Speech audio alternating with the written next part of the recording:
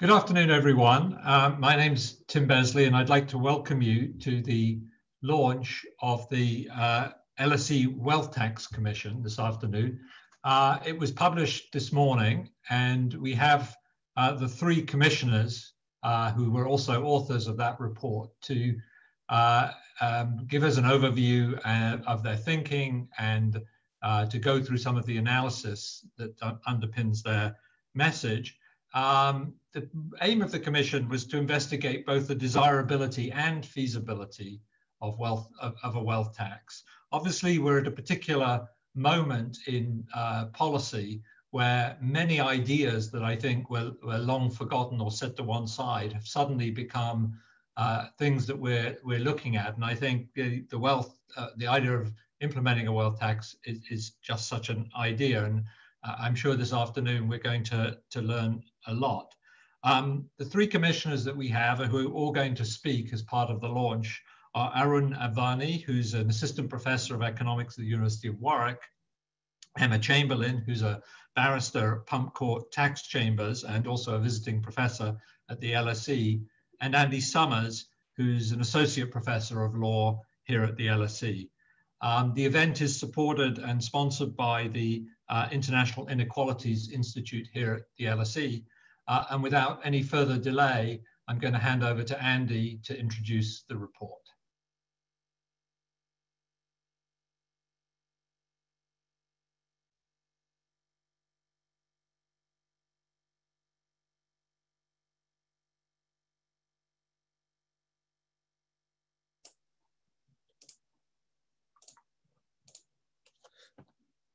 Can you hear me okay? Before I get into the question of why to do this report now, sorry. Okay, we're ready to start. So first question is why take this report at this time? There's two reasons, I think. The first, we all know we're living in a once in a generation crisis. This is something that has been topical for some time now, the past 6 months. But in terms of wealth taxes, these haven't been considered seriously for nearly 50 years. And we thought that it was time to think big on tax policy to really match the scale of this challenge ahead.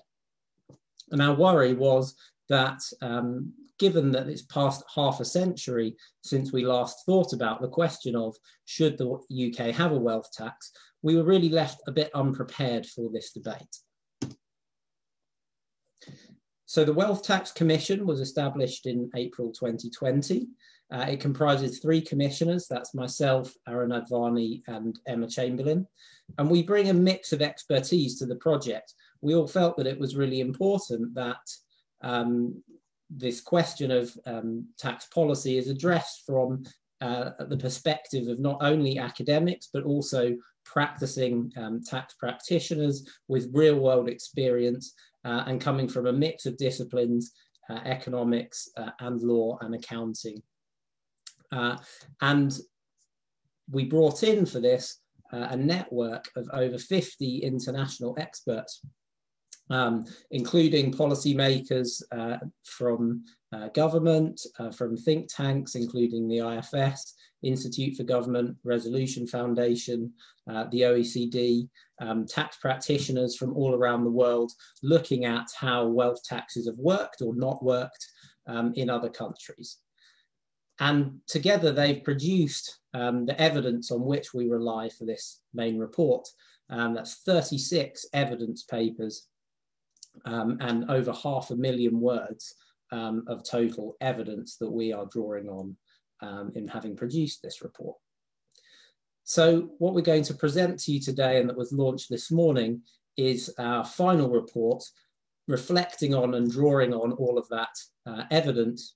And in the report, we reach conclusions independently of those contributors, but we thank them for the evidence without which this wouldn't have been feasible for us. So the first question then is, what is a wealth tax and how does it differ from our existing existing taxes on wealth. So we treated the remit of this report as covering a broad-based tax on the ownership of wealth. And what we mean by that is a tax that applies to all assets minus any debts. So for example, if you own a house but you have a mortgage, then your net wealth over that property would be the value of the house less the mortgage outstanding debt. And the idea is that this would cover a broad base of all assets and debts, rather than a narrower set of property taxes. For example, you could think of council tax serving crudely like a rather ineffective tax on property in particular, but the distinction with a wealth tax, as we call it, is that it's comprehensive, covering all assets and debts. Of course, we do have other taxes on people with wealth currently. So, for example, inheritance tax is a tax on transfers of wealth, either at death or shortly before death. We have income tax on investment income. We have capital gains tax on capital gains, which is the increase in value of an asset between when it was bought and when it's sold. So we have these taxes on people's returns on wealth and when they transfer wealth and on some types of their property, but a wealth tax is different in that it's broad-based, covering all forms of wealth.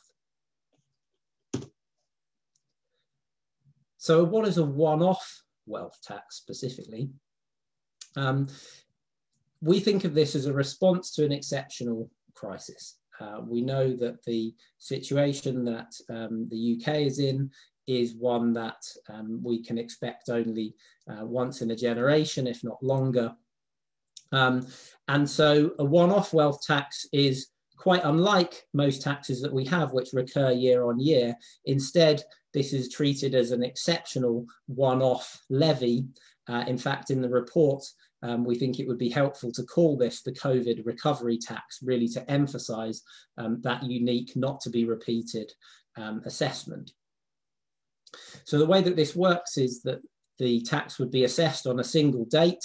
Em will talk later about that, but we don't recommend any particular date. That's not part of our remit to say exactly when this should happen.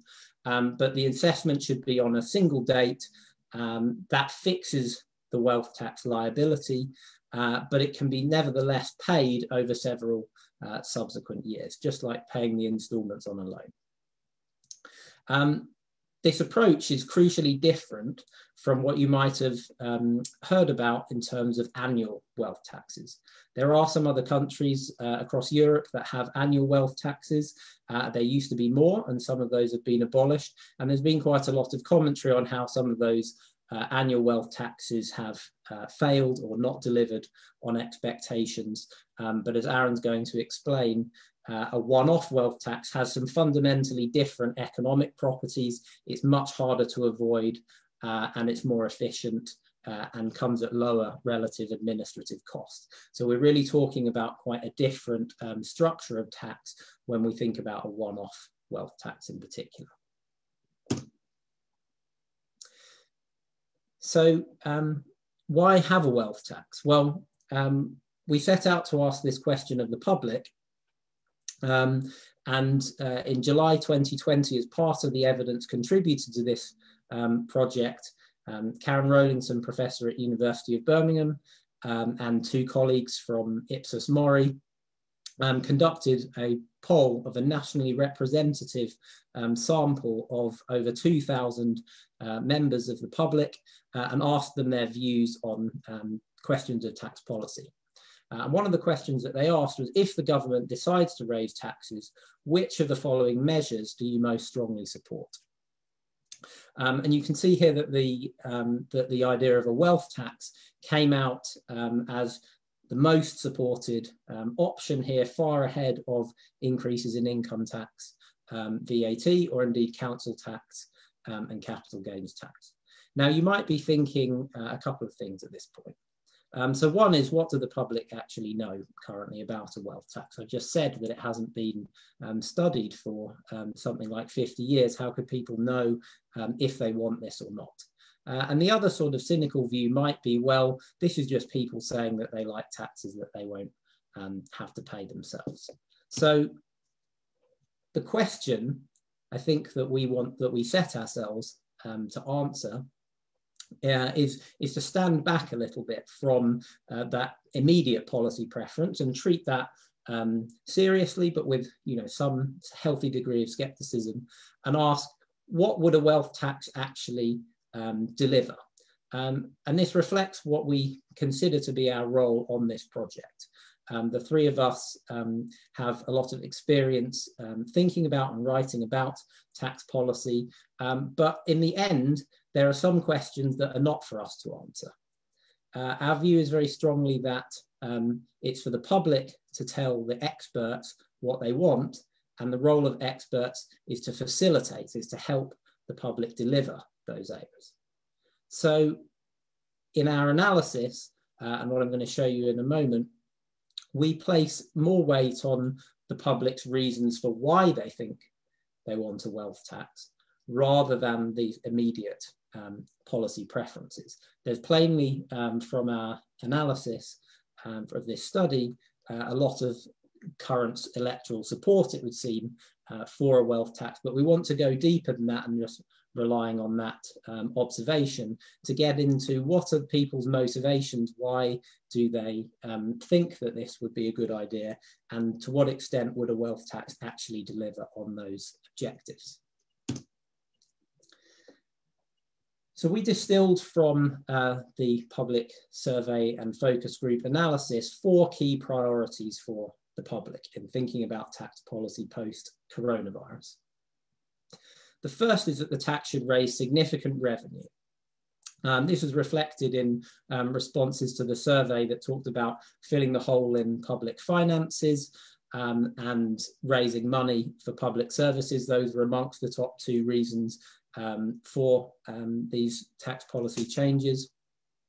But the public were also worried about what economists would refer to as efficiency. Of course, it wasn't phrased like that in the survey, but people expressed a worry that a wealth tax might discourage investment and job creation. So we need to take that concern seriously too. And then thirdly, the public want the tax system to be fair. By far and away, the strongest sets of reasons that people gave in favour of a wealth tax were these 2 concerns about the gap between the rich and poor, and that trend has been going in the wrong direction. That doesn't mean to say that respondents to the survey want some large active redistribution of wealth, but more that this could be a reflection of the notion or the premise that we're living in times that may necessitate, whether we like it or not, an increase in tax, and a question then about who should bear those costs. And then fourthly, the public were really worried that any tax measures that we could do would be too easy to avoid. The strongest reason for disfavouring a wealth tax was simply the scepticism that the wealthy wouldn't actually pay it. People reported that wealthy will avoid by moving or finding some loopholes. And so we have thought really carefully in our analysis of ways to make this tax robust so that everyone pays the share that they are supposed to, and making opportunities for avoidance and evasion as small as possible. And we set then a 5th test.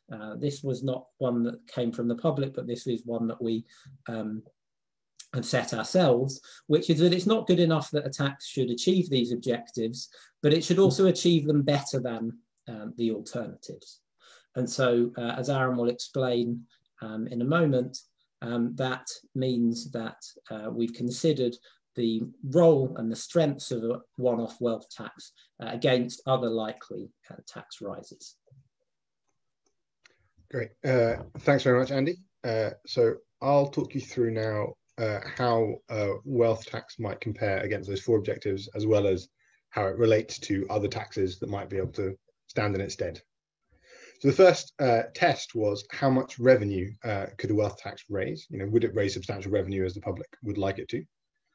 So for this, we kind of engage in detailed modelling to figure out how much you could get from a wealth tax under different assumptions. We're fully transparent about what data we use and what our methods are. And so there's a separate report that we also put out today, detailing all of the process we go through, explaining exactly how we get to the numbers that we get to. So for people who kind of want to dig into the details and understand that, that is all already online, and you can look at exactly what we do. We broadly use the one big data set we have in the UK on wealth, the Wealth and Asset Survey, and we combine that with external data sources to help us understand what's going on, particularly at the top of the wealth distribution. But all of the details of that are available online. And we think about, having done this modeling, we think about not just how much money let's take how much wealth there is and multiply it by some tax rate. We have to take into account some other features that are sometimes missed when you see numbers online for how much people estimate you can get from taxing wealth. The first is we need to take into account all relevant behavioral responses, all the things that people might be likely to do in the context of the type of tax we're looking at. And so in this case, I'll talk you through what the available options are. But in this case, the kind of biggest issues will be non-compliance, or there are some behavioral issues also to think about, other kinds of real responses. The second is we have to take into account administrative costs. Wealth, any tax in practice has costs to administer, and some people argue that wealth taxes actually have higher administrative costs. In some senses, that's true. So we need to take into account how much money would you raise after the administrative costs to work out, is it going to be worth doing? So here's a little table showing you some examples of how much revenue you could raise from a one-off wealth tax. Now, again, it's important to say we're not recommending any particular threshold or particular tax rate, and so different thresholds above which the tax kicks in will have different effects. So the way that a wealth tax works is you set some threshold, for example, £500,000. It's the lower of the yellow striped lines, and it means that for somebody who has a net wealth, that is the value of all of their assets, less the value of a mortgage if they have a mortgage, any other debt, take that all off. If their house is jointly owned with a partner, for example, then only half of that value of that house is included in their wealth. If you take the value of their wealth that exceeds £500,000, they pay a tax on the bit that's above that threshold. So in this example, 1%. And so if someone would pay 1% a year over a 5-year period, that would be raised £260 billion. You see, it's £262 billion of revenue that's raised. What we also show you what the administrative costs are. There's about £2 billion of admin costs to government, so it's not free. It's about 1%, a bit less than 1% administrative cost, which is kind of comparable to other taxes that we raise. So self-assessment income is about 2p for every pound that you raise. Personal income tax through PAYE is about a bit less than 1 pence per pound you raise. So it's comparable to that. And so that's how much money you could raise from a threshold of £500,000, tax rate of 1%. If instead you had a higher threshold, so fewer people were covered by the tax, you could say raise that threshold to 2 million as another example. And now you raise sort of only £80 billion. But I'll show you these numbers are kind of large in the sense of how much money we often think about raising from taxes. But you'd raise £80 billion over a 5-year period. And you can see from that taxpayers column, you massively reduce if you go up as you raise the threshold, the number of taxpayers that are included. At £500,000, you're including about 17%, so 1 in 6 of all taxpayers. Up at £2 million, you're including just the top 1% of people by wealth. But as I said, there are lots of options, lots of thresholds you could pick. Other rates you could pick here on this table, just for ease, I've shown you just the 1% rate. And so we also launched this morning a tax simulator that lets you design your own wealth tax. So if you go to www.ukwealth.tax, click in the top right, the tax simulator button, you'll see a page like this, which will show you, what the tax rate is. You set the tax rate at different thresholds, and you'll get some kind of curve of how much the average tax is that's paid by someone at any given level of wealth, and how much revenue that you're getting from this tax. So you can design it yourself and think about how you would like to raise money for whatever amount of money you think you'd like to raise.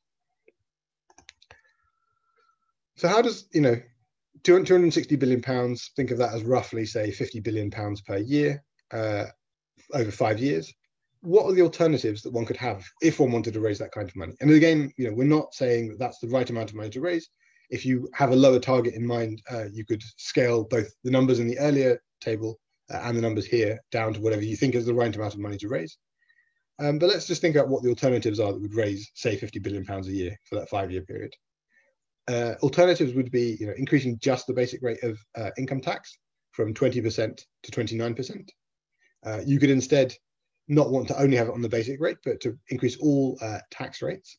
In that case, you'd be raising all tax rates by 6p, so basic rate, higher rates, and additional rates. Or you could think, let's not do anything on income tax, let's go to tax on spending instead, let's focus on VAT. And then what you'd be doing is increasing all rates of VAT by about 6p. So we're raising the main rate of VAT from 20% to 26%. So these are all very large increases as alternatives. And I think it's just important to have in mind this sort of sense of scale, to know, what are the alternatives that are out there, and what sort of scale of increase you would need to have in order to raise the same kind of money. So that was the first thing that we were comparing against objectives set by the public. We were thinking about how much revenue could be raised and what would be the alternatives sort of altogether. The other thing that's nice about a one-off wealth tax is that it's economically efficient.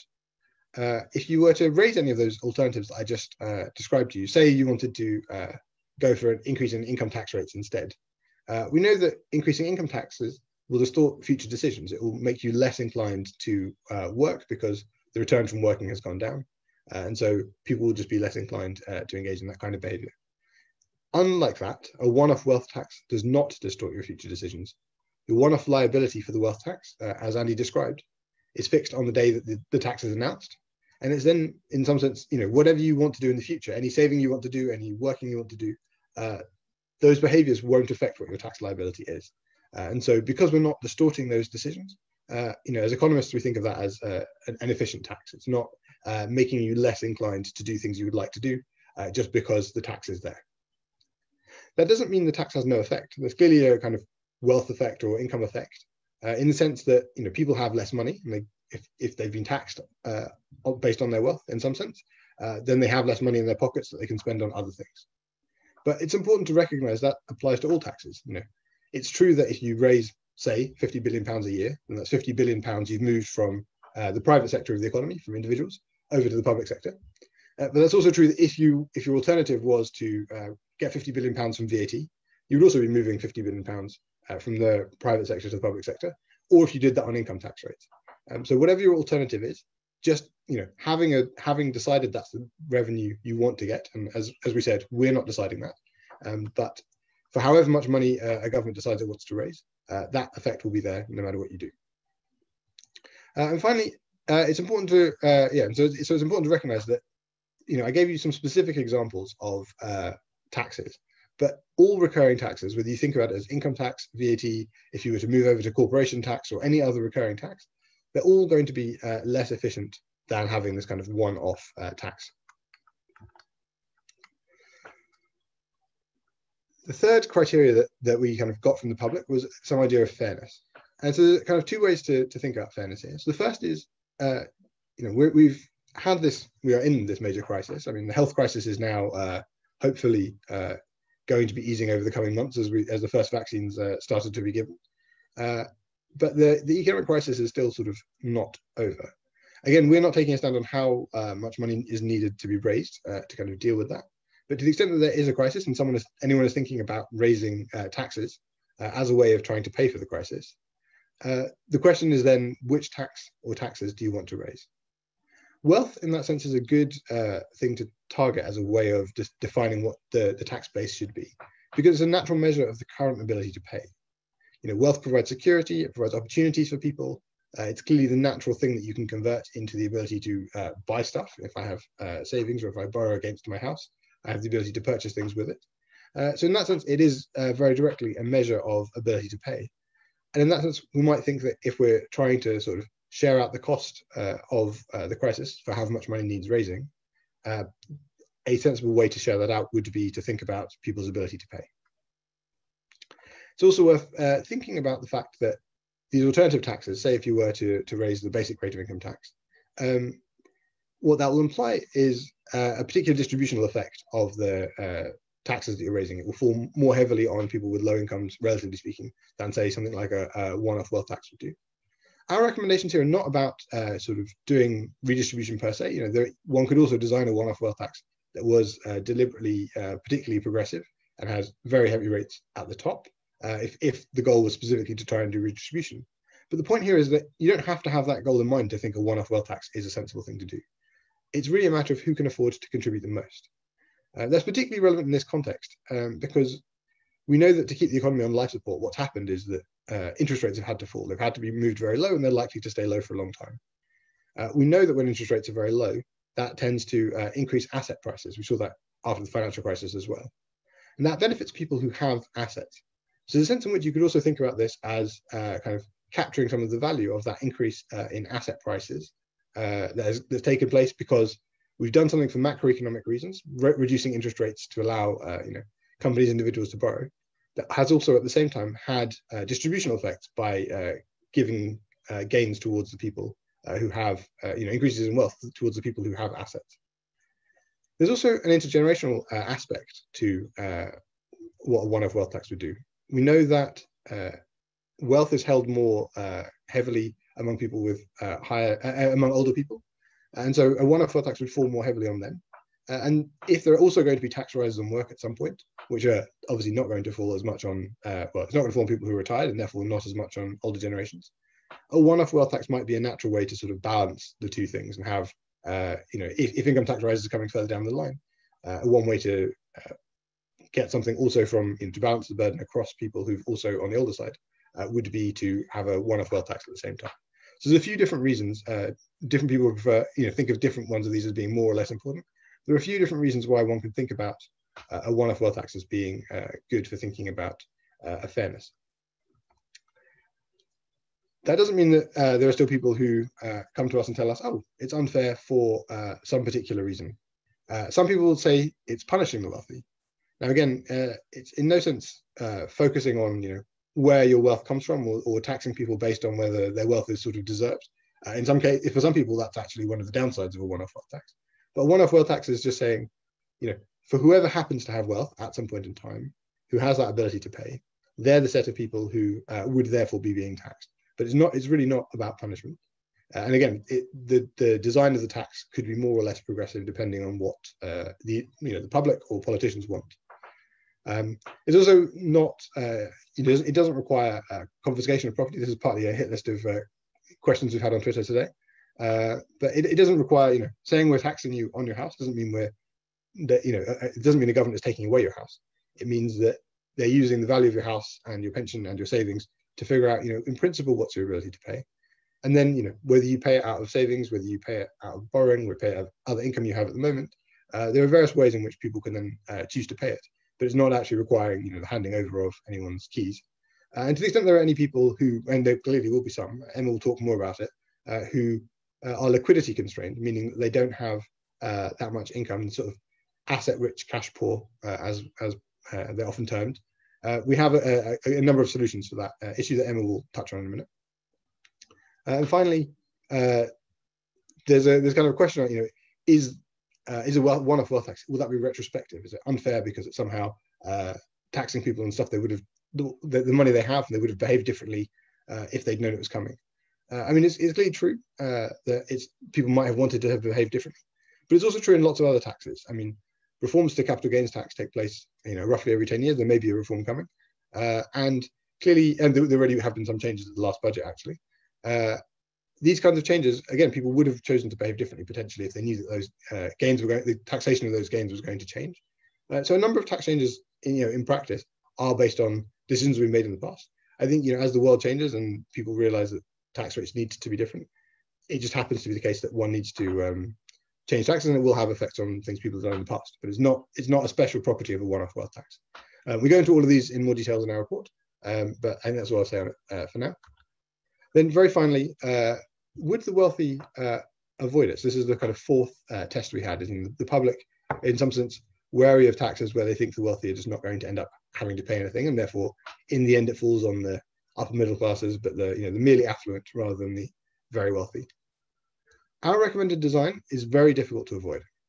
And it's very difficult to avoid because liability for the tax is fixed at the announcement date. So, you can imagine a chancellor standing up at some point and saying, this is the date on which I'm announcing a wealth tax. And, it's based on your wealth this morning. And so it's kind of too late to do anything to avoid if you haven't anticipated that it was coming. There is some risk that some people will anticipate it. Not least the publication of our report might make some people think about it, but it's still very difficult to avoid. Again, Emma will touch on the kind of details of how this is going to work, but you can shut down margins like people wanting to emigrate, even at this point, or shifting assets around.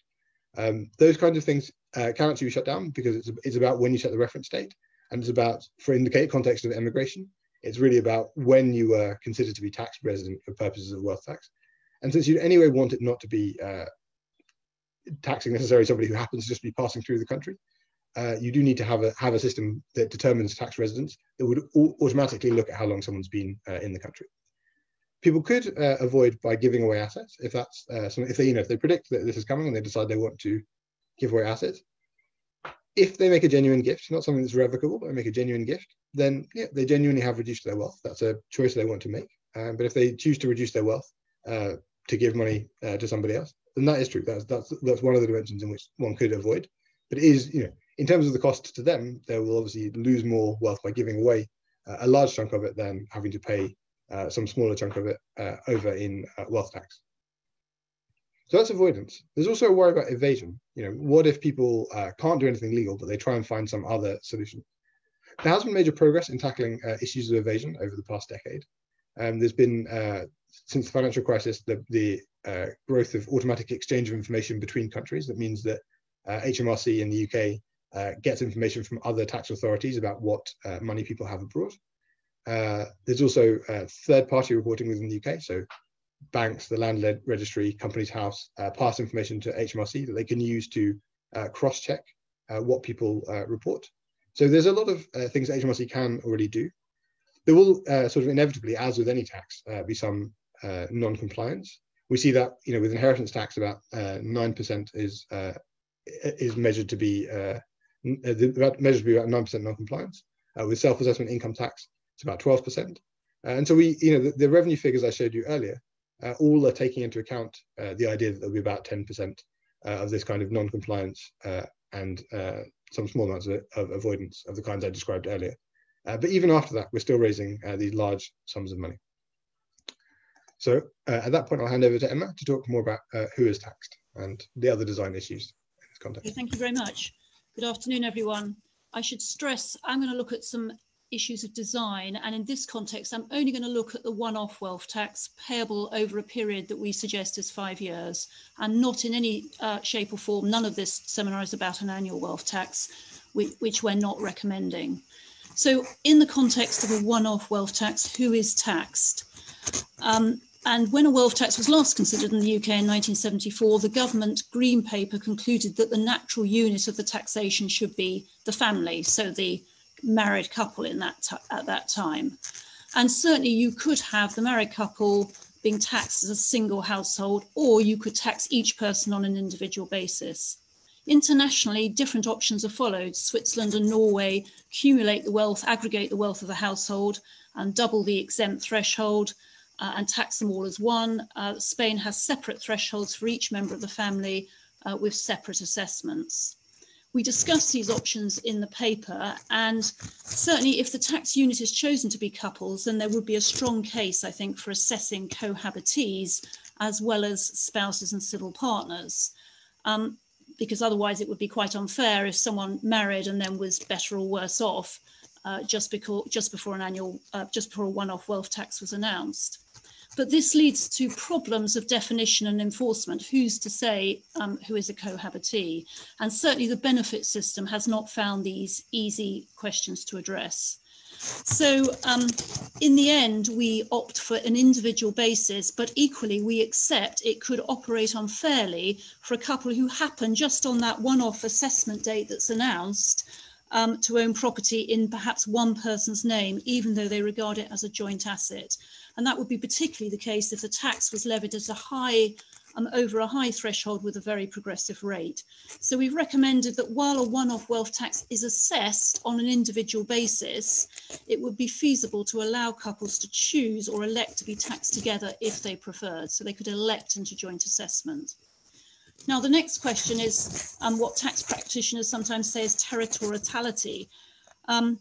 And I've seen a lot of sort of comments on this. So first of all residents in the UK will pay a one-off wealth tax on their worldwide wealth, and non-residents will pay, we propose, will pay a one-off tax principally on their UK real estate land. Domicile is rejected as a connecting factor, and anyone who wants to know why can look at one of the appendices in one of the evidence papers. But the common question I've seen today is, well, all the wealthy will leave, they won't pay, you won't get any money from this, or that it will deter people from coming.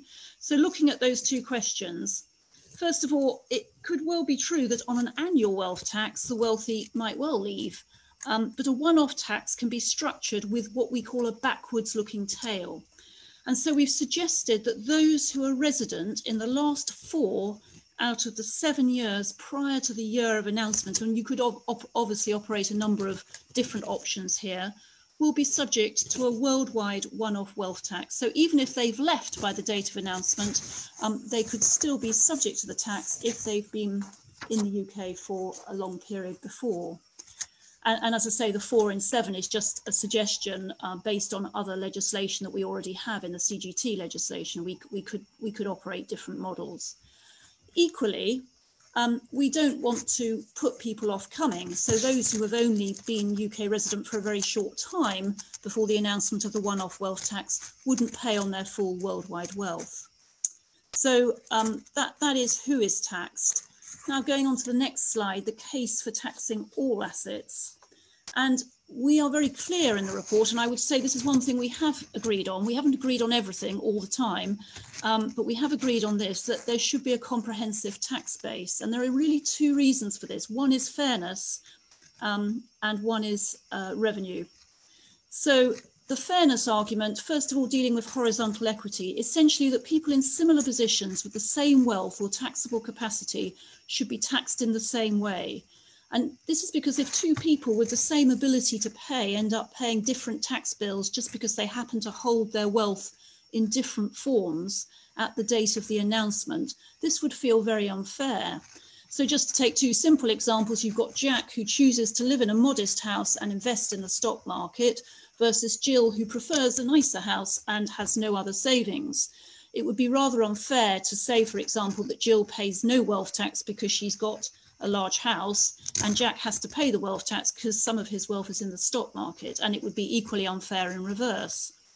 Looking at another option, because there's been a lot of discussion about pensions, suppose you've got Jane, who invests all her retirement savings, and as she goes along in her career, she saves into her private business, versus John, who works in the civil service with a final salary pension. Again, it would be quite unfair if one of them was subject to a wealth tax and the other one was exempt. And no doubt both of them could present quite good cases for why each of them should be exempt. But in the end, we say that all wealth should be in the tax base, in the taxable base. Going on to vertical fairness, basically, people of different levels of wealth we have seen hold at different types of assets. And international experience and our own UK experience shows that if we have exemptions on particular assets, we do end up with some odd results, not least in some cases a regressive tax base. So, for example, inheritance tax, as the Office for Tax Simplification reported last year, the rate of inheritance tax effectively goes down for larger estates over 10 million, because they are usually better able to access business and agricultural relief, which gets them 100% relief from inheritance tax. And obviously it would be very unfair if you exempted, for example, all business and all farmland, and that meant that people of modest wealth relatively were ending up paying all the one-off wealth tax. So that's the fairness argument about taxing all assets. The pragmatic one is that we're going to lose revenue, and a lot of revenue, if we don't have a comprehensive tax base. And in the paper, we do various modelling of what happens when you exclude certain assets. So, for example, and this is very much just by example, we're not recommending a threshold. At a threshold of 500,000 with, say, a flat rate of 5% payable over 5 years. So that would be £1 million, remember, per household, because we're looking at 500,000 per individual. exempting the main home would reduce the revenue by nearly 1/3. And separately, exempting pensions would reduce the revenue by over half. At a threshold of 5 million, exempting business assets would reduce revenue by 87%. So if the government wants to exclude ordinary wealth, it's probably better to do this by having a higher threshold below which you don't pay the one-off wealth tax, rather than exempting specific assets. You're likely to get to a both fairer result and lose less revenue, or at least lose less predictable revenue that way. Now, how would you value assets? We've talked about having a comprehensive wealth tax base. Every asset is going to be valued. How do we do that? The first thing we say is that we have an open market value, and that is defined in legislation and case law already as the price which the property might reasonably be expected to fetch if sold in the open market. So in other words, it's a Rolls-Royce approach. We reject discounts, exemptions and formulas. And part of the reason for that is that we've already got that in the legislation. IHT, capital gains tax and income tax all operate on that basis to a greater or lesser degree. And to come up with another design could be quite unhelpful and uncertain for taxpayers, as well as lead to unfairness. In a one-off wealth tax, you really want to get values right. You don't want to have a situation where someone finds that because they own a particular type of asset, it's subject to a discount. You're only going to be doing this once on one valuation date. It's never going to come again in someone's lifetime. So you do want to make sure that you get those values right. The challenge, and I don't underestimate the issues of valuing some of assets, which we'll come on to, the challenge is as much of anything as scale. Just the sheer number of valuations required. We do value for IHT and CGT and income tax, but we don't value on anything like the scale that would be required on a wealth tax basis. So going on to the next slide. Actually, sorry, just going back, I should say, when we're looking at scale, we solve this to some degree through economies of scale.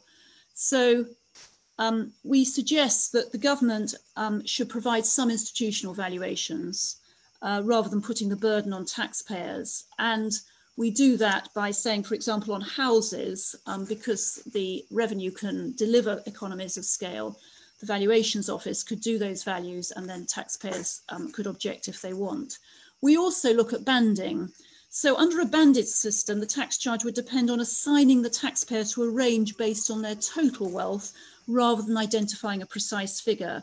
There are pros and cons of this approach, but it would enable some people to say pretty definitely, well, I fall within that band, so I don't really need to go to all the trouble of getting valuations. But we do accept that there are some major differences in costs of valuation between different assets, and actually suggest that such costs should be deductible against the taxable wealth reported. It's quite clear that savings, listed shares, and even your house will be a lot easier to value than farmland commercial property, and we accept that. So going on to some of those assets, financial assets, how do we value those? Well, one option is to have reporting by financial institutions. They already do this in relation to income tax and gains. And in cases of bonds. So financial institutions could be required to provide a statement of the value of each individual's portfolio on the assessment date. Pensions, well, we've got two types, defined benefits and defined contribution. Defined contribution, you get a valuation pretty easily and you tend to get that every year anyway. Defined benefits, you obviously don't have a standalone pot, so it's more difficult. There we've suggested that you value at the cash equivalent transfer value. And that is often done in divorces.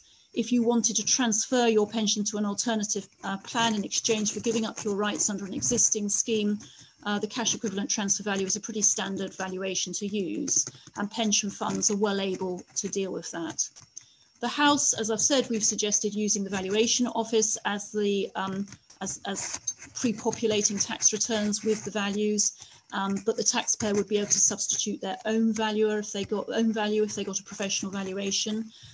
Businesses, this is the biggest challenge. It would need professional valuers. And we suggest that in order to increase consistency and reduce cost, a valuation should be done at the company level once, and then reported to the shareholders. So you don't have lots of different shareholders presenting lots of different valuations. So that aims to partly deal with that problem, but we don't underestimate the problem for businesses.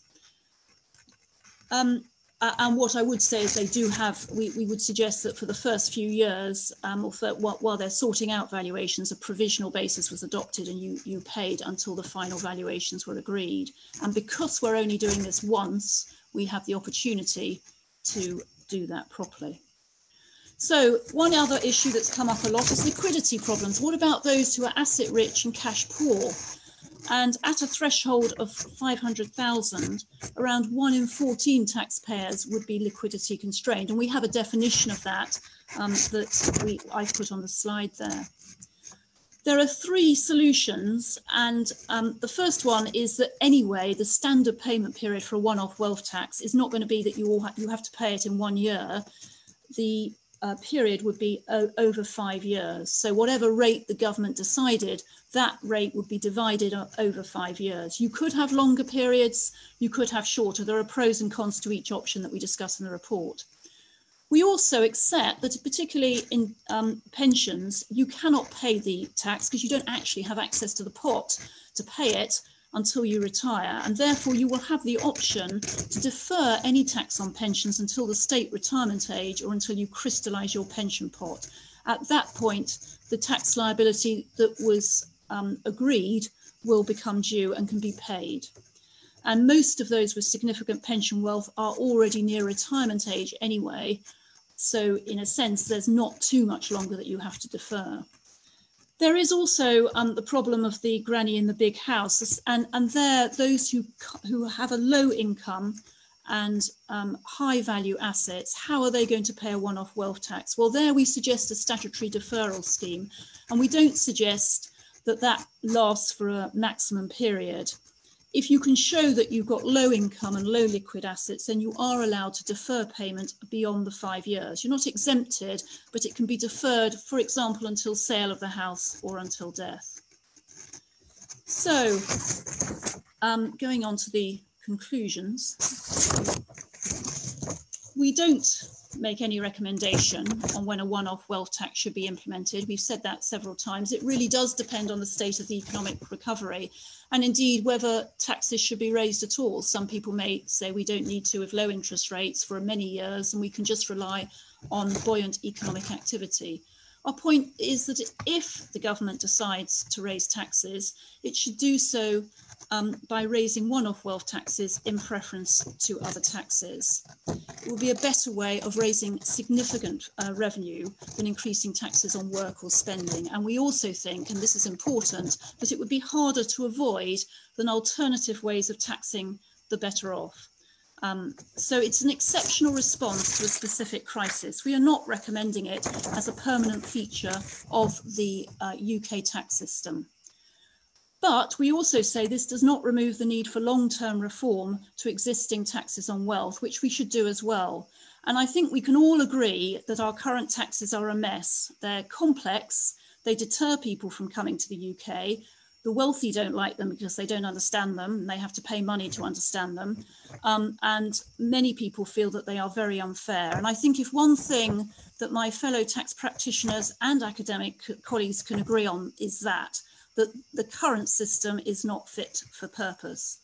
And perhaps I can also finish by saying there is no perfect tax system anywhere in the world, but the UK tax code I think is particularly flawed, complex and inconsistent. And I would end by urging my fellow tax practitioners and academics to continue working together to improve the system. And hopefully this project will be a spur to do that. And if I can end by repeating the mantra that anyone who's worked on this project knows I say repeatedly, let not the best be the enemy of the good. We may not get the best or perfect tax system, but we can work on making the current system a lot better. Thank you very much. Well, thank you to all 3 presenters. I think the message that you have has come over really clearly, and not surprisingly, there's lots of questions that have arisen.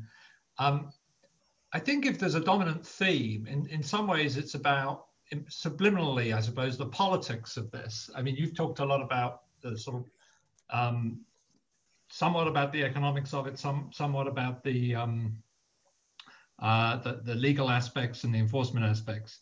But how this plays into politics is something that I think a lot of people have latched onto quite quickly. So let me give you a flavor of the concerns that have come over in the questions I've seen already. I think one of the principal concerns is that how would you ever be able to convince the public that this was one-off?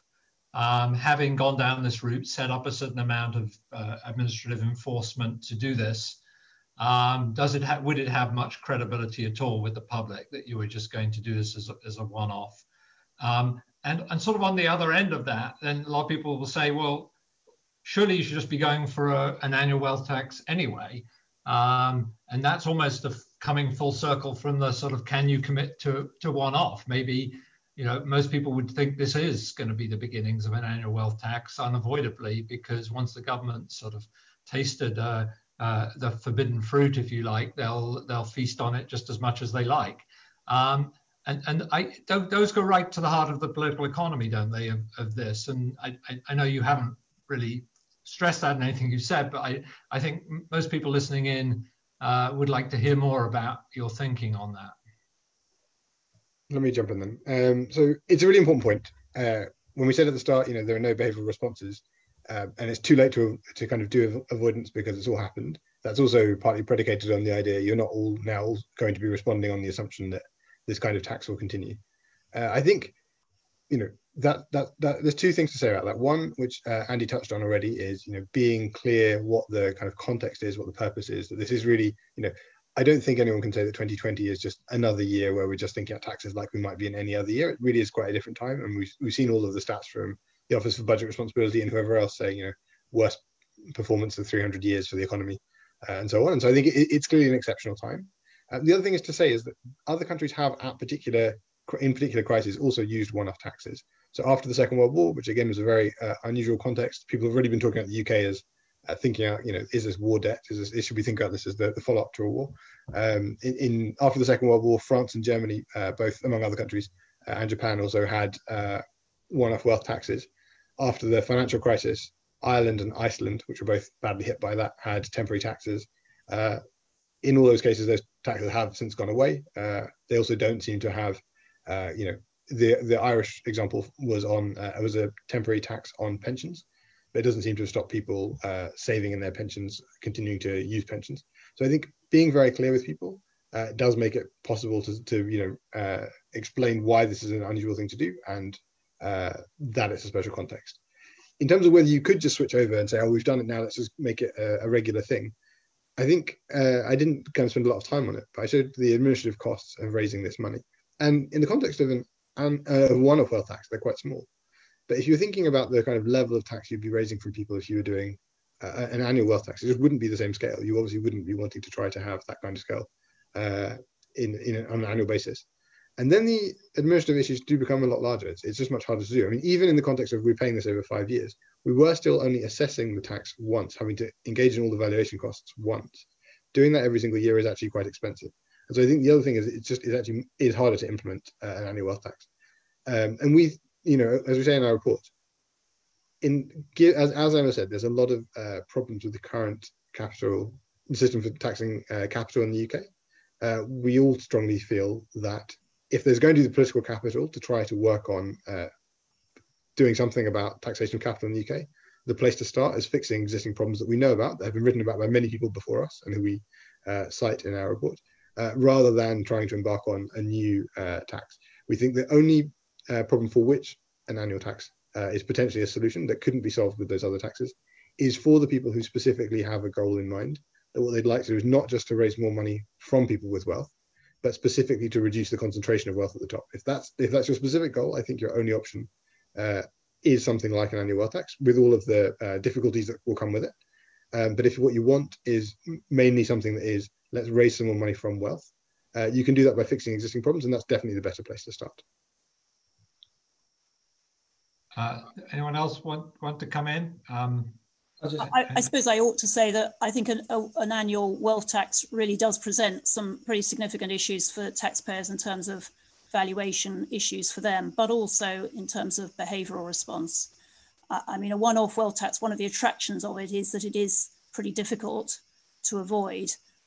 Whilst when we're talking about designing an annual wealth tax, we have to think of a lot more anti-avoidance devices, and that starts getting very complicated. And what we'll end up with, I fear, is another flawed tax in addition to the flawed tax we have on inheritance tax, and the way we tax wealthy people at the moment. I really agree with Arun. It is better to fix the existing system, and we ought to try and do that. Switzerland does have a quite successful annual wealth tax, but it does not have actually capital gains tax or inheritance tax of any serious note. So most countries that do have an annual wealth tax, like Norway, Switzerland, that work better, don't have inheritance tax. So just coming on that, what would happen if asset price, so you're doing it over a 5-year window, suppose asset prices change very significantly during the 5-year window, you'd still, am I right in thinking, base your tax on asset prices at the beginning of the window? But you could see that would begin to, it sort of goes a little bit to the time horizon. I mean, the annual wealth tax is assessed on the value of our assets at that date, but people would still be paying the tax at the end of your 5-year window on what could conceivably be a much lower level of wealth than they had at the beginning of the window. Have you thought about that, or you just, is your view you're just going to fix this in stone regardless of what happens to asset prices? We do discuss that exact concern in the report. And it is, of course, a concern. I'm not sure that the most likely scenario over the next 5 years is that asset prices will go down across the board. As Arun said, there's probably economic reasons to think that the most likely trend in asset prices overall will be upwards as a result of low interest rates. But for particular individuals, it could obviously be the case that they're assessed on the initial assessment date, and then something catastrophically bad happens to them, that their business fails or their property somehow otherwise is destroyed or something. And we do think of that as a worry. On the one hand, as you point out, it's in the nature of a one-off wealth tax that you don't do reassessments across the board. If you feel that you want to account subtly for every change in wealth year on year, then what you're really asking for is an annual wealth tax with all those different properties that we discussed. But we think that there is scope, and we discuss in the report the option for a very limited, narrowly circumscribed relief where someone's individual wealth kind of falls drastically after the assessment date for reasons beyond their control. So we're not thinking here of circumstances where people choose to spend down their wealth, or they find ways to give away their wealth, or use debt to reduce their wealth. We want to exclude all those circumstances, but we agreed in the end that there is scope for a limited relief that could cater for those real hardship cases that could arise. We do have precedent for this, by the way, in inheritance tax, because obviously people die and then their assets fall in value, and there is precedent there. So you could adopt something similar to that. But I think if you go much further than that, you do open the door to avoidance, because obviously the whole basis of a one-off wealth tax is it's the valuation on the date immediately prior to the announcement. If you start then saying, well, you can revalue it at a later date if you've somehow managed to devalue it, then obviously that is a problem.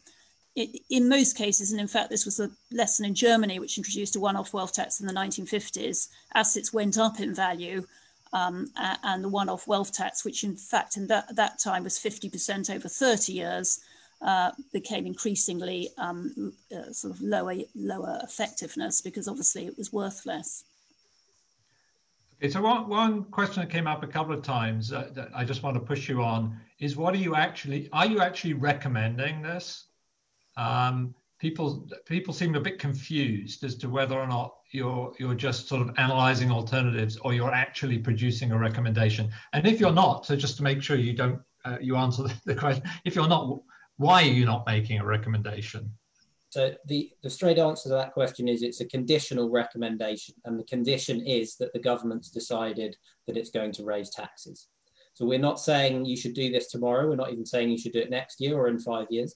We're saying at the point at which a government has decided, for whatever reasons that it has, that it is going to raise taxes, at that point it has a choice.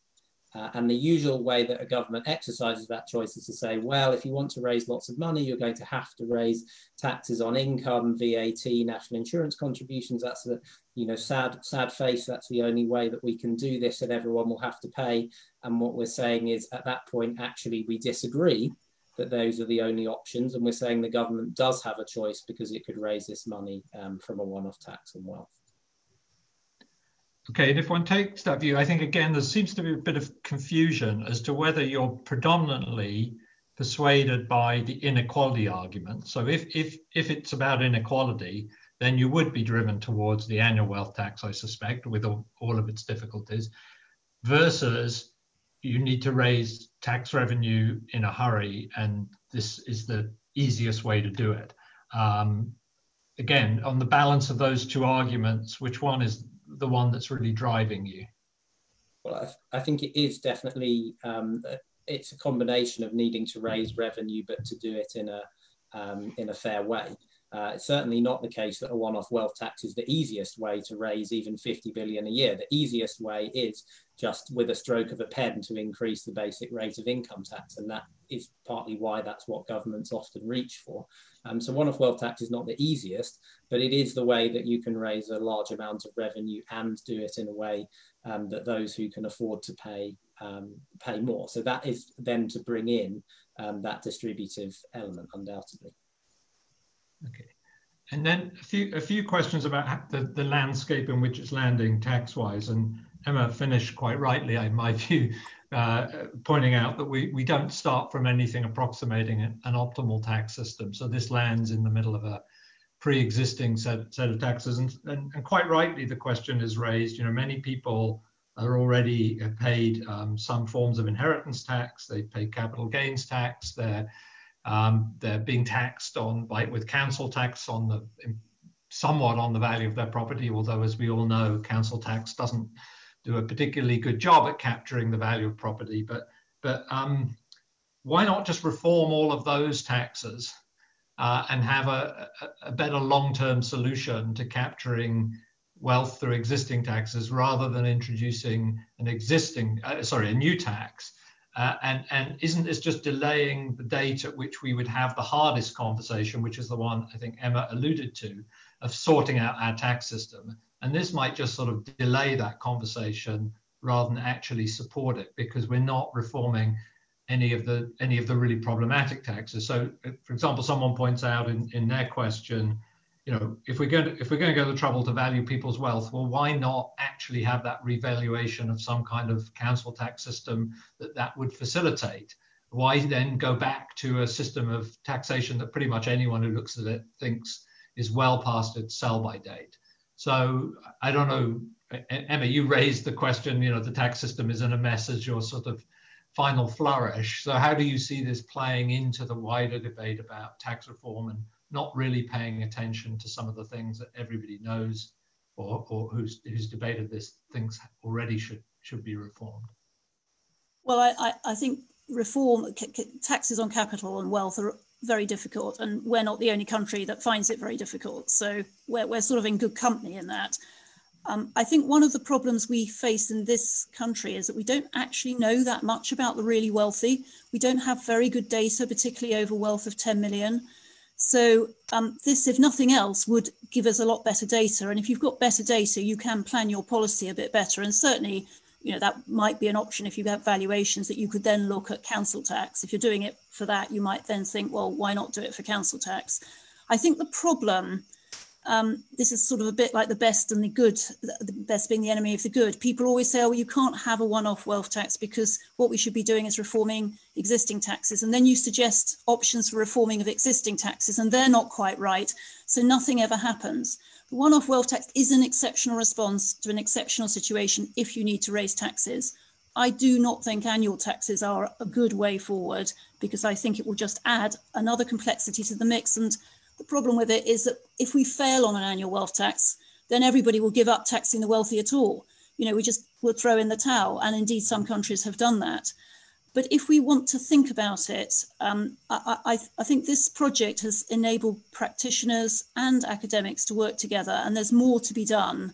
And we can talk for a long time about reform, and I'm not sure that even all three of us would agree on the types of reform that we would recommend. We'd have to work that through in the same way we've done on this project. But I don't think it's impossible to get to a better capital tax system than we have at the moment. I mean, I personally think that if you want to tax wealthy people, you keep it simple and you keep it low, and then you will get some money. The problem is that our IHT rate is 40% with lots and lots of complexity, and that does not make for a very good system. Thanks. So there's been quite a few questions around trusts and how they figure in relation to all of this. I know that is both conceptual and a more technical issue. So I don't know who wants to deal with that, whether again it falls to our legal experts or whether Aaron, you want to come in on that? Who would like to respond? Trusts and royals are definitely all Emma. Okay, well, trusts I was forbidden to talk about, because if I talk about trusts, I can go on all day. Anyone who's interested in the taxation of trusts, and we do look at it slightly differently. If you were doing it on an annual wealth tax, I think you'd have to do it slightly differently from the way you would do a one-off wealth tax. There is an appendix that gives quite a lot of detail on all this. Essentially, for a one-off wealth tax, where the settlor is resident in the year of in the date of the announcement, so in effect as wealth tax resident, the trust will be in the mix for paying wealth tax, but the settlor wouldn't necessarily be liable. The wealth tax could be payable out of the trust fund. But there are a variety of options, because obviously you've got lots of trusts where the settlor's dead, but you've got some beneficiaries here, and we discuss all that in the appendix. I'm sure if I started this, Andy and Aaron would get very cross with me because I go on too long. And the other, Andy, did you want to come in on that?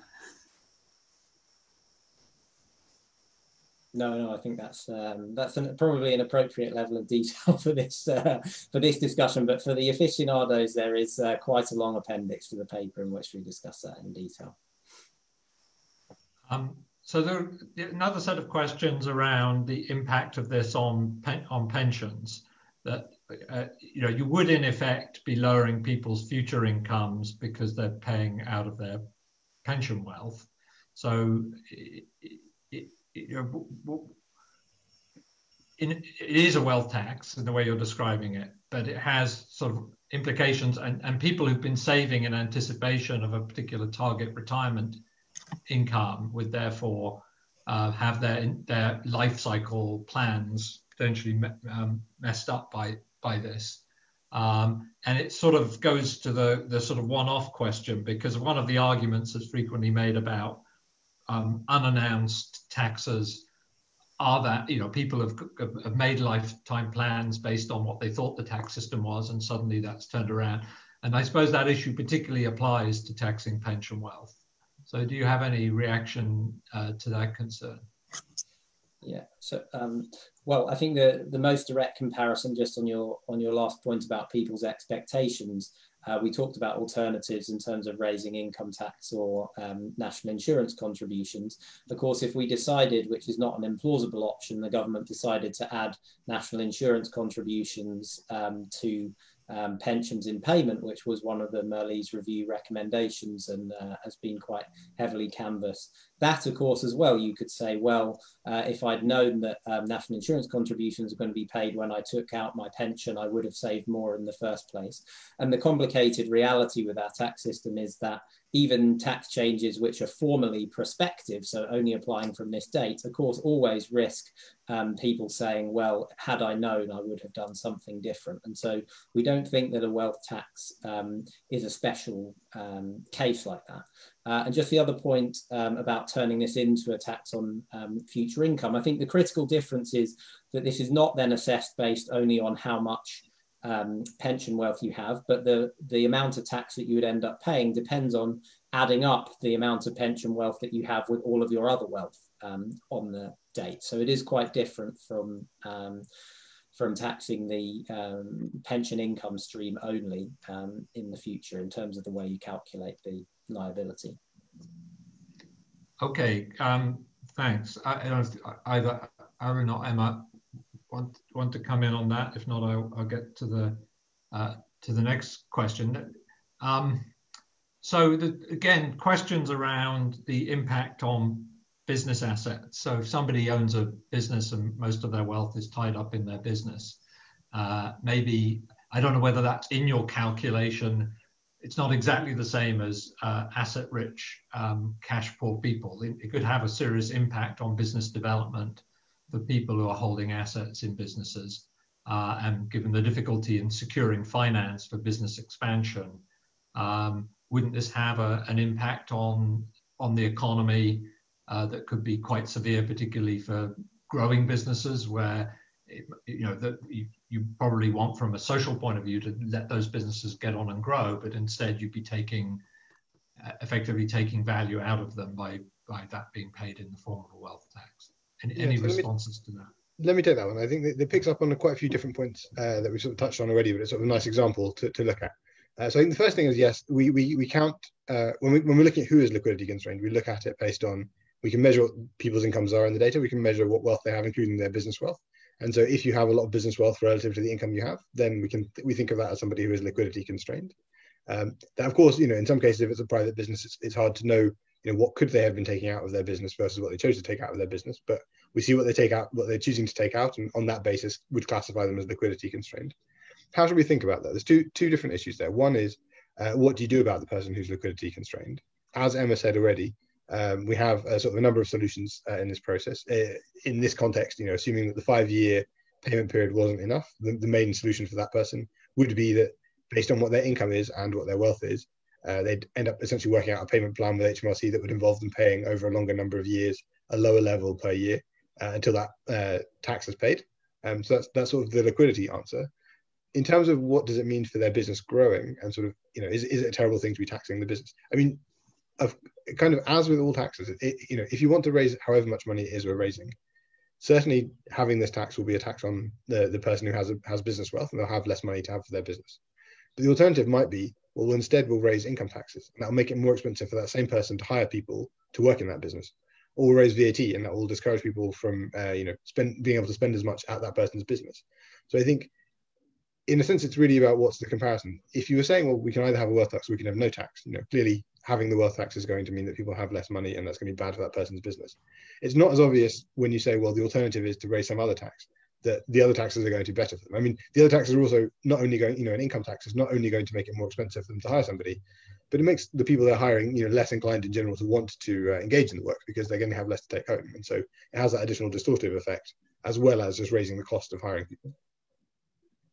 I should add that, that is one of the problems where we see an annual wealth tax in other countries, that on businesses, it is very difficult to keep on paying a wealth tax every year. And you end up with all sorts of compromises, either exemption of businesses or linking it to income, which is prone to manipulation. And so that, is another problem about the annual wealth tax, whilst the one-off over 5 years, payable over 5 years, or longer if necessary, has a very different complexion, I think, on that.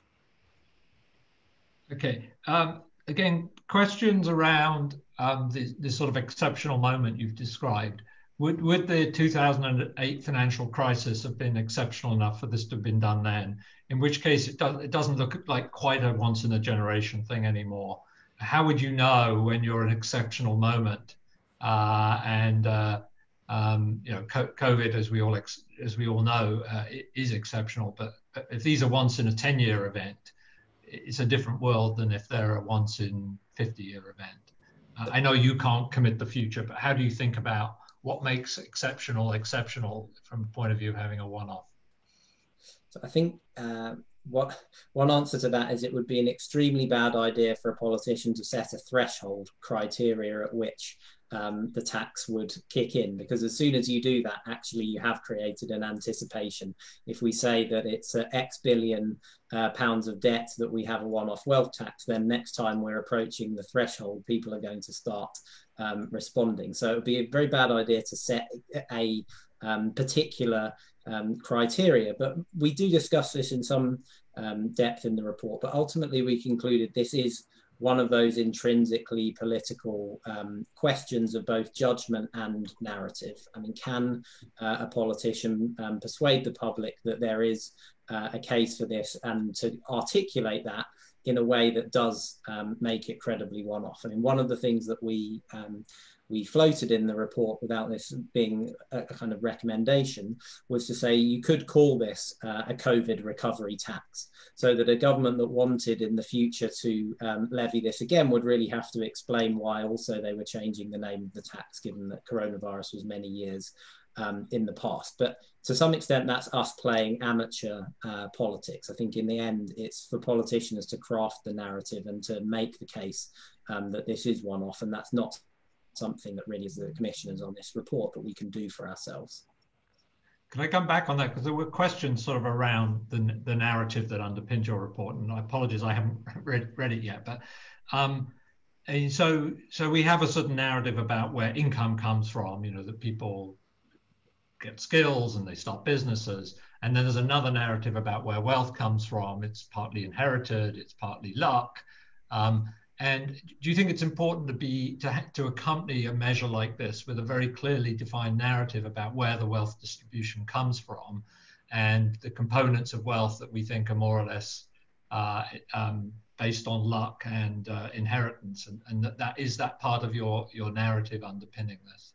I think the answer is almost entirely not. I think if you have a view that that's what you're wanting to do, then a general wealth tax is not for you. So if you think that what you're trying to do is deal with specifically inherited wealth, then you want to think about inheritance tax.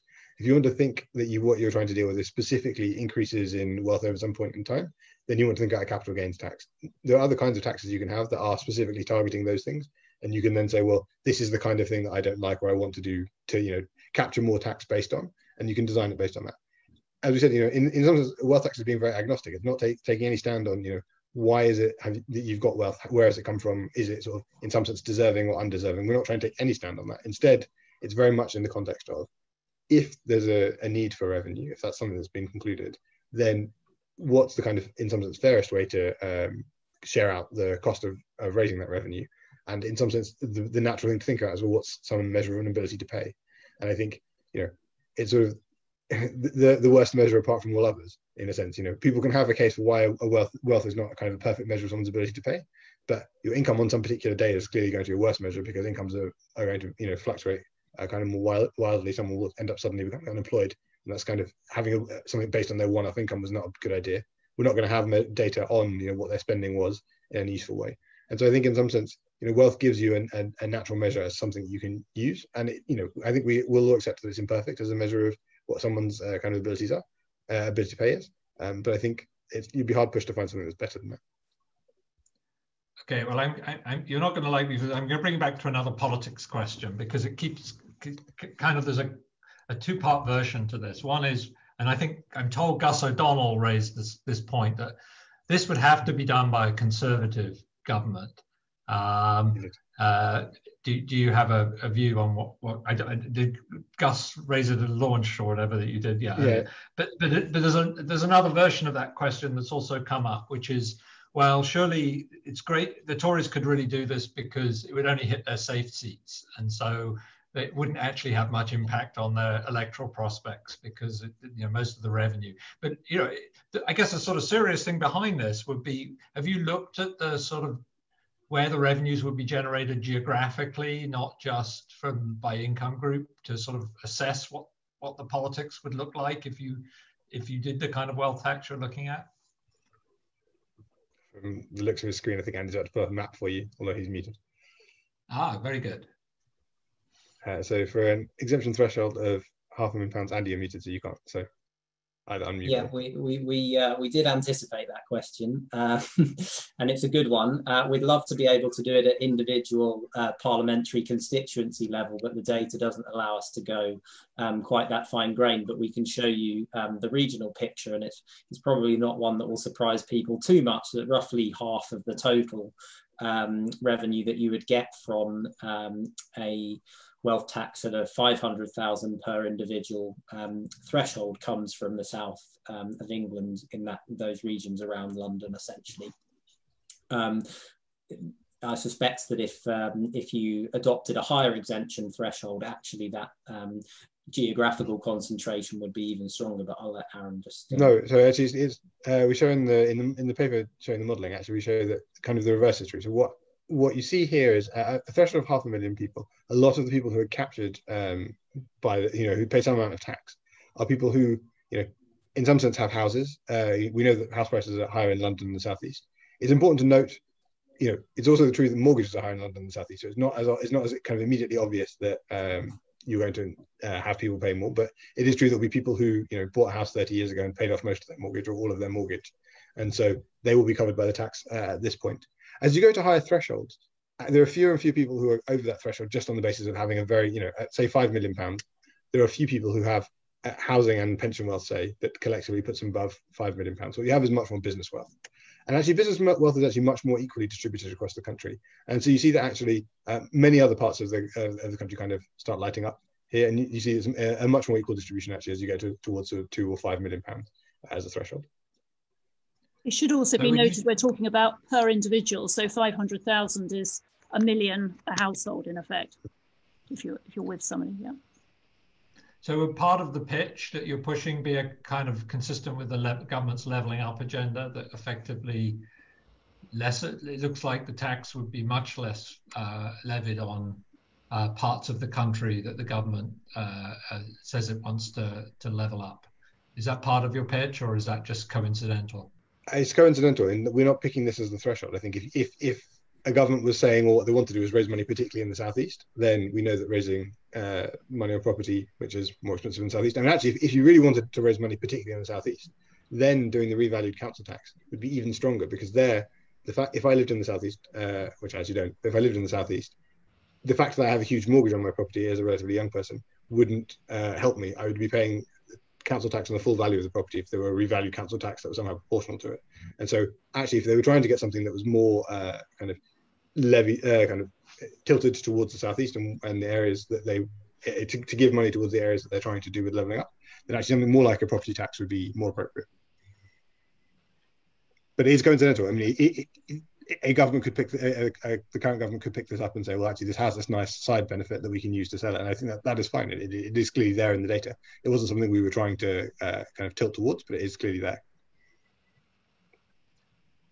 So just one more question, which I think I know probably best for you, Arun, given you sort of, I think you answered it in a certain form, but I want to pose it in a different form. I mean, for a lot of people, they form an intuitive difference between taxing wealth depending on how it was acquired. So in particular, in the current crisis, there will be certain people who've done well out of the crisis, and one might feel if one was basing this on sort of what's morally justified, you would think that wealth would be wealth you particularly want to tax. But you've been very particular, as I understand, you want to be completely neutral. You don't want to try and differentiate at all. Can you just run through that argument? Because clearly people think somehow there would be a stronger, I suppose it's linked to the politics again, there'd be a stronger argument politically if you could see yourself as taxing different wealth according to moral intuitions about which forms of wealth are more and so I think justified than others. Yeah, I think that nicely picks apart so the two different ways that one could approach this. So one would be to say, we think some people, one exam question could be, some people have benefited from the crisis. Can we get some money from them to kind of claw back, in some sense, some of the money they raised? There have been windfall taxes in this country before. I mean, in 1981, after the Conservative government came in and raised interest rates massively to try and kill inflation, essentially, there was a big gain to banks. And Margaret Thatcher's government brought in a one-off windfall tax on banks, saying, effectively, they've benefited from our policies that weren't intended to benefit them. They just happened to have benefited them. And so we want to get some money back from them. Similarly, under Tony Blair in 1997, there was a windfall tax on privatized utilities on the basis that utilities had been sold off at knockdown prices by the Conservative government. And they wanted to get back some of the money because they could see that the value of those businesses had risen a lot. If that's your goal, if that's kind of the approach you have, then what you want is something that is kind of clearly a windfall type tax on raises in value of people's assets, whatever that might be, over this period, either specifically businesses, if you think it's businesses who happen to have profited in some sense, or maybe you want to do all shares that people have because individuals who've profited also you want to kind of capture. And that's certainly one approach you could take. If your exam question is how do we get money from people who've benefited and kind of claw back some of it for the state, then something like a windfall tax is the approach for you, essentially. What we were taking was a very different exam question as our homework, which was we have to think about potentially the idea. I mean, this project was born of the fact that there was all this speculation in the spring when, shortly after lockdown took place, where they said, at some point there will be a reckoning, a fiscal reckoning, we'll have to pay for this. And so we thought, well, when people were talking about the idea that a wealth tax might be part of the solution, three of us as tax nerds basically got together and said, well, how do we, I figure out if this is a good idea or a bad idea? No one's written about it for forever. And how are we going to know if that's a good idea? And so what this project was set out to do was to understand, would a wealth tax be a good idea to pay for the crisis if someone has decided they want to raise taxes to pay for the crisis, which is what the speculation was back in the spring. And so I think what we've come out with is if the question really ends up being at some point, we want to raise taxes just to pay for the crisis in some sense, then we think that the most sensible way to do it, that's kind of, as we said, raises serious money in an efficient way with relatively low avoidance and being relatively fair in the sense of people's ability to pay. The best way to do that is a one-off wealth tax. I suppose, sorry, no, I was just going to say, I mean, one of the issues that people often object to on an annual wealth tax is, well, why should I save and then have to pay an annual wealth tax? Surely the people who should pay an annual wealth tax are those who've inherited. And then, of course, as Aaron says, if you're going to think like that, you might just as well get a better inheritance tax. So I think an annual wealth tax probably raises more of those sorts of moral issues about, well, what is the source of the wealth, and is it good wealth or bad wealth, than a one-off, which, as Aaron said, is focusing at revenue and raising it efficiently and fairly. I just make one further point about the windfall taxes from a practical perspective. I mean, it's quite nice to say in the abstract that we think that we should tax very heavily people who've made unjustified windfalls during the crisis. I would think that people would have a field day trying to actually legislate that. So Aaron's given a couple of examples of windfall taxes in the past, but they were quite narrowly constrained on particular institutions that you could define, like banks or private utilities. It's going to be very difficult when you get down to it with a windfall tax on unjustified profits from coronavirus, how are you in practice going to distinguish from the business that has at one extreme created the coronavirus vaccine and on the other extreme kind of profiteered from providing masks, or in fact provided masks very helpfully but also made some money. I think we have to actually also think seriously about the practicalities of delivering that kind of tax. Great. Well, thanks.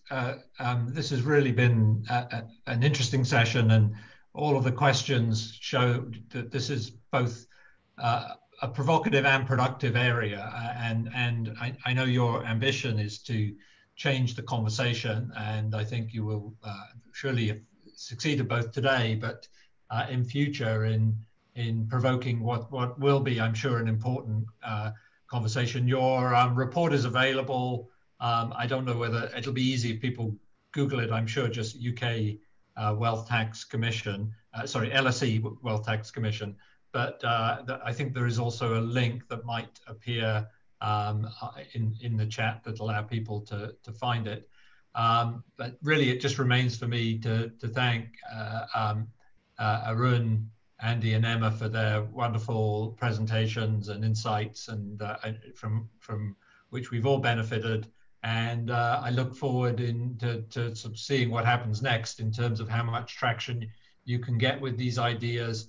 And maybe we should meet again after some suitable time period. Maybe the policy will already have happened, so we can be talking about how it's implemented. But in whatever form, it would be interesting to meet up and take stock of where we are in future. Thanks to all of those of us, all of you who've joined us today for this discussion. I hope you've enjoyed it as much as I have. And keep an eye out for the many excellent public events that LSE puts on. And I can see various links appearing on your screen, all of which are worth following. So thank you very much.